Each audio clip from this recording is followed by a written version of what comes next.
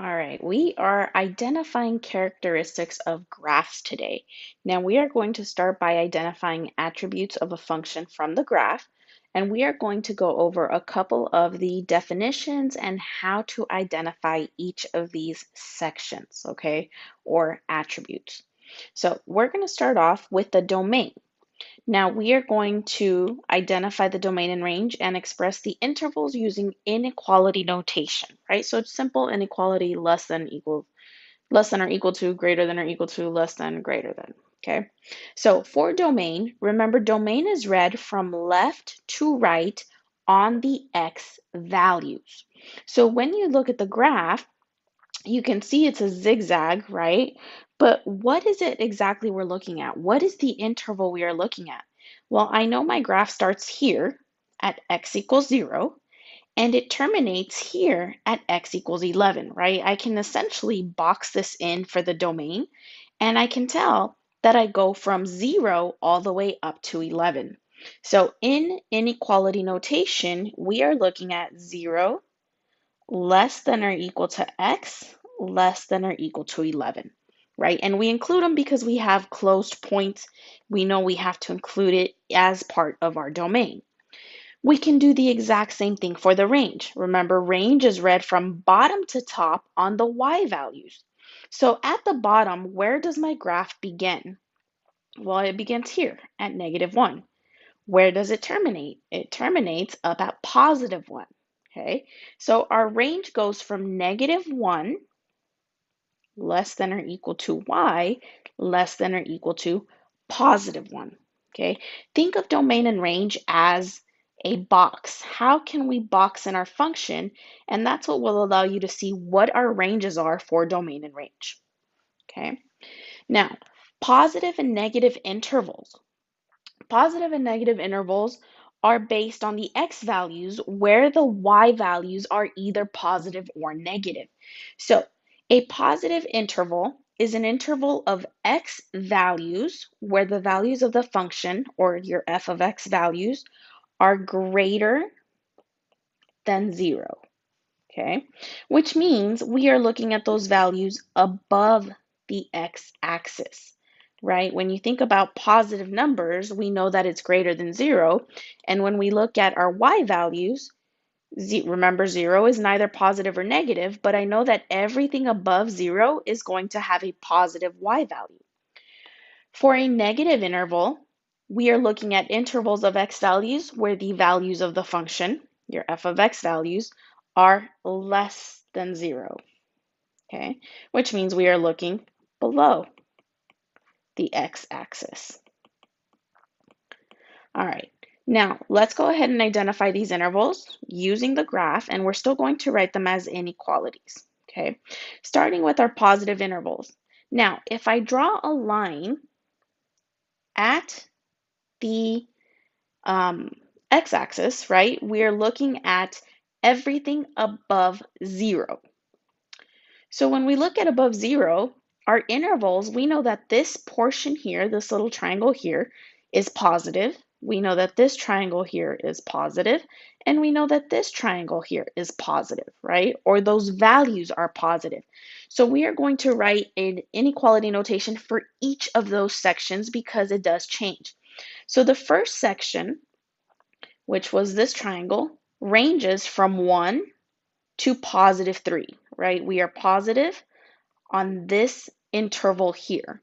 So inequality notation would be 1 less than x less than 3.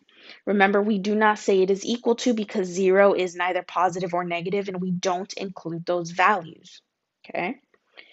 Now, it is also positive from here, which is 5, to here, which is 7. So we have a second inequality ranging from 5 less than x less than 7. And then we have our third segment, which goes from 9 all the way to 11. So 9 less than x less than 11. We have 3 positive intervals for this function. We can do the same for the negative intervals. We know that this section here is negative, and that tells us, or we can see, that we go from 0 to positive 1. So 0 less than x less than 1. And then we have the second section. We go, this bottom triangle here goes from 3 to 5. So 3 less than x less than 5. And our final section would be from here to here. So from 7 to 9. So 7 less than x less than 9. Okay, those are our negative intervals. Now, identifying the zeros of a function. Zeros of a function are x values that make f of x equal to 0. On the graph, these are also known as the x-intercepts.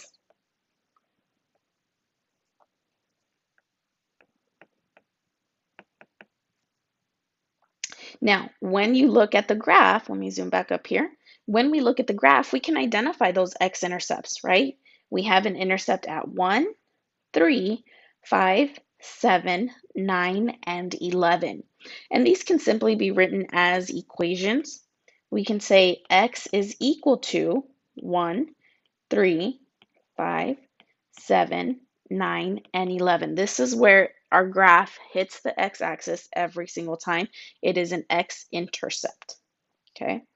Now, increasing and decreasing intervals. They are different from positive and negative intervals, okay? Increasing intervals states as the input values of the function increase, the output value of the function increase. Meaning as x increases, your y also increases. And decreasing means as the input values of the function increase, the output values of the function decrease. Okay, so increasing and decreasing, we always read left to right, and we identify it based on whether our y values are increasing or decreasing. All right, so let's go ahead and identify where our function is increasing on the intervals. If we look up here, we can see, remember, increasing means our y values increase from left to right. So we can identify this section here as increasing, this section here is increasing, and this section here is increasing. Now, when we list, even though we're looking at the y values increasing, when we list it as an inequality, we are still looking at it based on its domain values. So we're going to look at this section as from 0 up to 2, our y values are increasing, okay? Now, we are going to include our 0 value because that's where our function starts. So we know that at our starting point, it is increasing, okay? However, this point here is called a turning point, okay? A turning point is where your function changes directions. And because this point here is an increasing, but then it changes downwards, we do not include this in our inequality. So our first segment, we're going to say 0 less than or equal to x less than 2. 0 less than or equal to x less than 2. Remember, do not include the turning point. The second segment ranges from 4 to 6. Both of them are turning points, do not include. So 4 less than x less than 6. And the final segment ranges from 8 to 10. Both of them turning points, not included. So 8 less than x less than 10. These are the three increasing intervals of the function. Now let's go ahead and do the same for decreasing.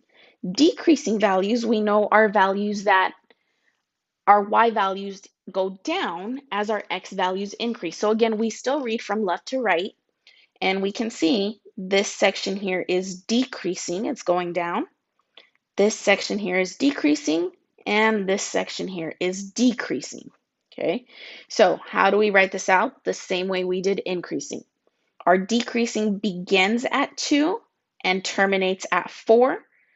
Both of them are turning points, so we do not include those endpoints. So it would be written as 2 less than x less than 4.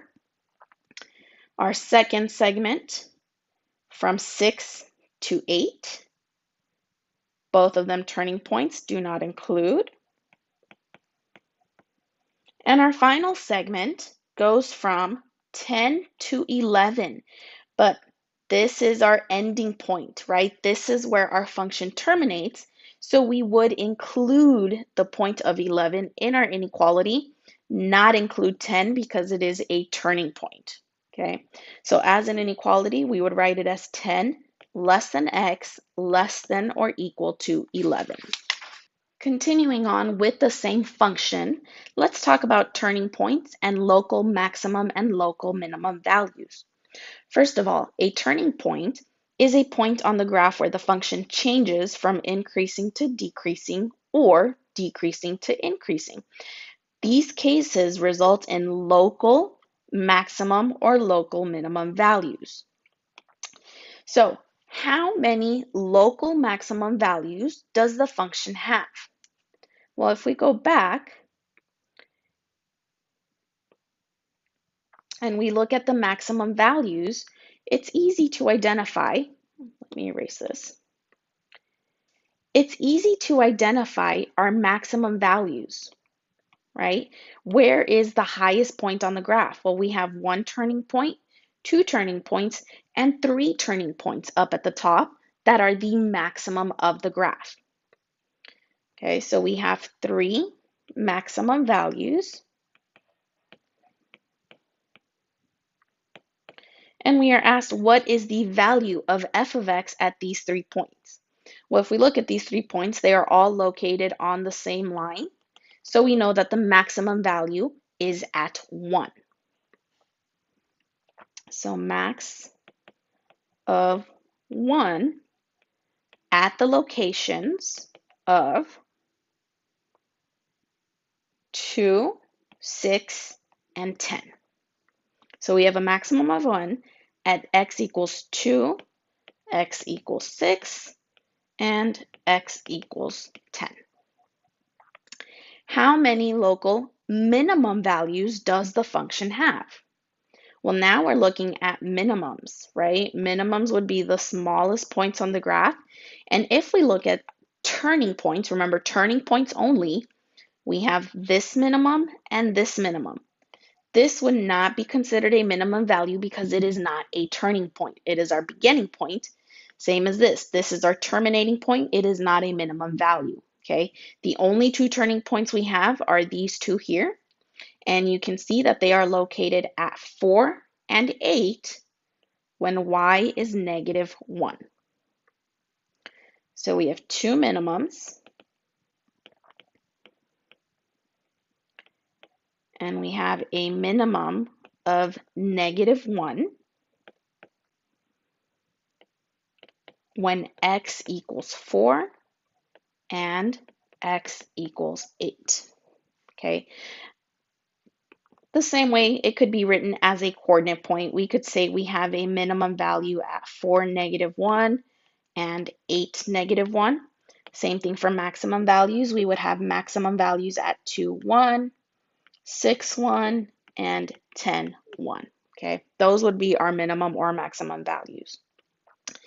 Now, the average rate of change is the change in the y value divided by the change in the x value for 2 distinct points on the graph. Same as the slope of a line made by connecting the endpoints of a given interval. Remember, the formula for slope is simply y2 minus y1 divided by x2 minus x1. We're going to find rate of change based on intervals provided to us. For example, H says to find the rate of change on the interval 0 to 2. Okay, so we're going to go back and look at it. And we are strictly looking at the interval from 0 to 2. So I'm going to go ahead and box this off from 0 to 2. Okay, and you can see this is the segment we are using for rate of change. We're going to use the point 2, 1 and 0, negative 1 to identify the slope or rate of change of this interval. Okay, so let me write those points down. 0, -1, and 2, 1 was the second one. And I'm going to use these as x1, y1, x2, y2. Remember, you could do it the other way around. As long as you keep your points together, it does not matter which one is your 1 or 2 point. Okay, so rate of change, set it up, y2 minus y1 over x2 minus x1. Simplify and I get 2 over 2, which is 1. So in this case, my rate of change is 1. It has a slope of 1. And then it asks us to give two intervals that have the same average rate of change. Well, if I'm looking for a slope of 2, right, or 2 over 1, I can always go in and use the graph up 2 over 1, up 2 over 1. This interval works. And again, up 2 over 1, up 2 over 1, I can see that this interval is also the same. So we are looking at intervals from 4 to 6 and 8 to 10.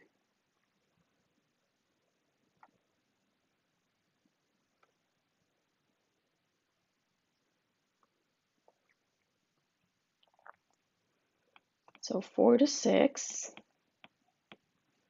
and 8 to 10. All right, now we are looking at a second example. It says use the graph of f of x to identify the intervals or values for each statement. Express your intervals using inequality notation. So we are sticking to inequalities, okay? Now, A says the function is positive on the interval. Remember, positive intervals, we look not at the bottom, we're strictly looking at the top of the function, above the x-axis, okay? In this case, our function does not terminate. So remember, in terms of x values, we are going to continue to grow to negative infinity. If our function continues, right, it'll somehow span out. Same way on this one. It'll span out to infinity. So keep that in mind when you are writing your intervals. So positive interval, I can see that this is positive. So we are coming in from negative infinity up to -2. And remember, we never include negative infinity or positive infinity because there is no endpoint. So negative infinity, less than x, less than -2. Then we're positive for this section here. So we're positive from -1 up to +1. So -1 less than x less than 1. And we are also positive on this end from 2 ranging to positive infinity. So 2 less than x less than infinity. For B, it tells us to identify the negative intervals. Okay, the function is negative on the intervals. What intervals? Well, take a look. Below the x-axis, we have this section here from -2 to +1. And this section here is below the x-axis from 1 to 2. Okay, so that's only two inequalities to write out. -2 less than x less than -1. And 1 less than x less than 2. C, the zeros of the function, identify the zeros. Remember, the zeros come from where your function crosses the x-axis. It is simply identifying those x-intercepts. In this case, you can see your function crossed the x-axis 4 times, so we have 4 zeros. Those zeros are located at x equals -2, -1, +1, and +2.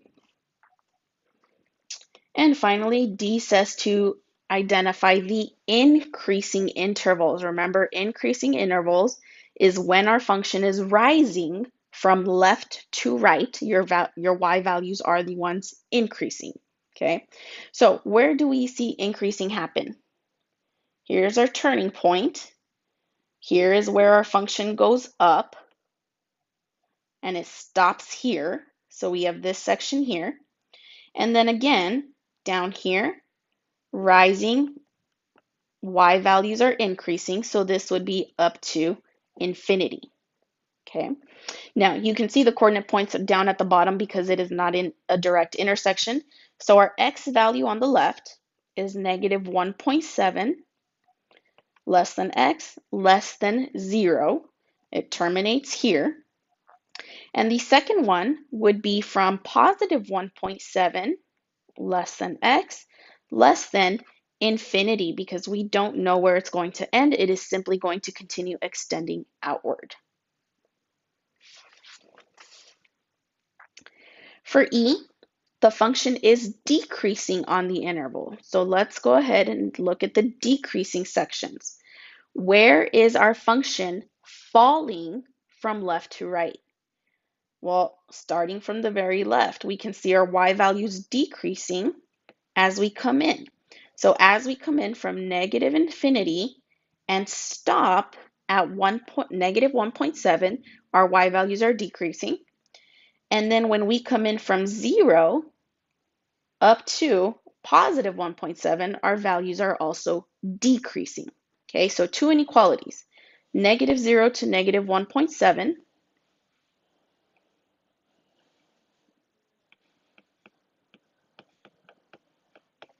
and our second section went from 0 to positive 1.7.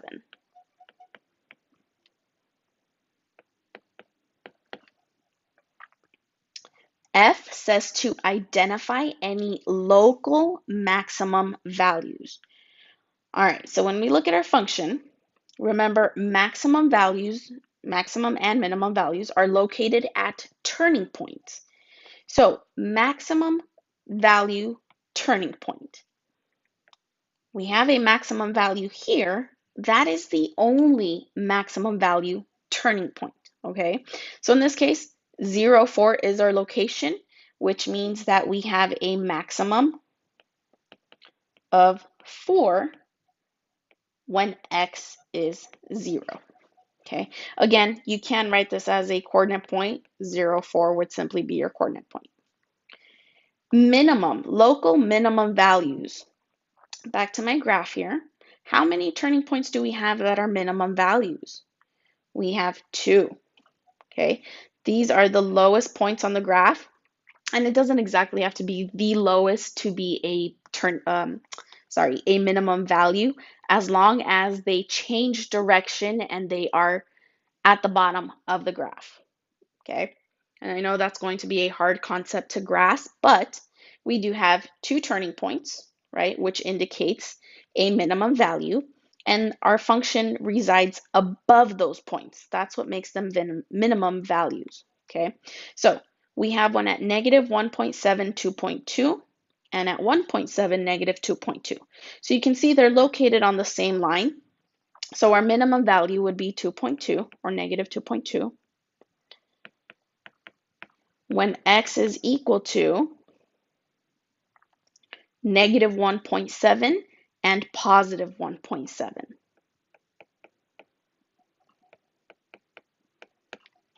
Okay. Find the rate of change on negative 1 to 0. So from negative 1 to 0, we're looking at this section here to this section here. Now, this graph does have curvature to it, so I would not rely on using the graph to find slope. You would actually identify the points of intersection to find the slope. Okay, so you can see our point here was negative 1, 0, and our point here is 0, 4. Those are the 2 points we are going to use to find the rate of change. So negative 1, 0 and 0, 4. And again, I'm going to label them x1, y1, x2, y2. You do not have to label them as long as you know what you are doing for slope. Set up your formula, y2 minus y1 over x2 minus x1, and we get 4 over 1, which is the same as 4. Okay, so we did that example together. Go ahead and hit the pause button and identify all of the attributes of function in the example provided here, example number 2.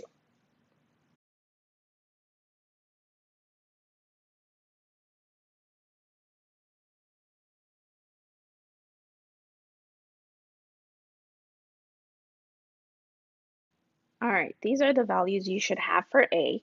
Positive intervals ranged from negative infinity to -3, -1 to 1, and 3 to infinity, right? And if we take a look over here, you can see those three segments, positive, positive, and positive. For B, negative intervals, you only had -3 to -1 and +1 to -3. So this section here and this section here. Zeros of the function were -3, -1, 1, and 3. Increasing intervals ranged from -2 to 0 and from 2 to infinity. Decreasing intervals ranged from -infinity to -2 and from 0 to 2. Maximum values, you had a maximum of 9 at x equals 0. Minimum values, you had a minimum of -15 at x equals -2 and +2. And your average rate of change on the interval of -1 to 0 was just 9.